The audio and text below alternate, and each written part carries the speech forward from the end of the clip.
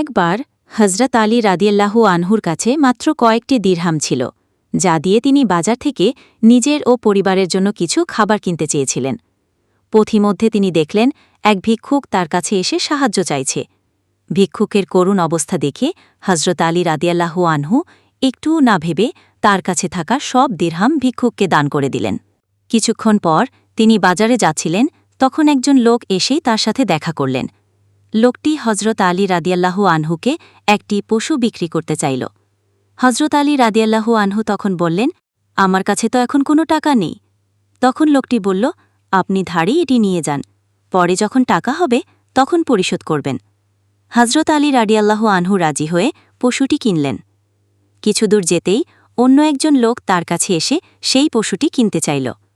হজরত আলী রাদিয়াল্লাহু আনহু পশুটি বিক্রি করে দিলেন এবং এতে তিনি দ্বিগুণ লাভ করলেন। এই টাকা দিয়ে তিনি বাজার থেকে নিজের ও পরিবারের জন্য পর্যাপ্ত খাবার কিনলেন এবং তার কাছে কিছু টাকা বাকিও রয়ে গেল।